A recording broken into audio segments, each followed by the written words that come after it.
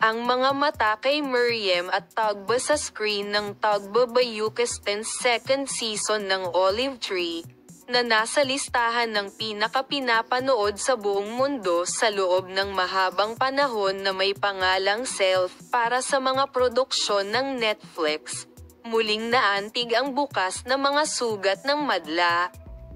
Hinati ng serye ni Miriam Uzerli na Ruhi on Gain ang lahat sa dalawa.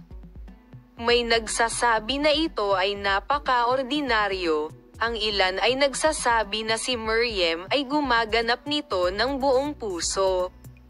Isinulat ni Hedja Baziel.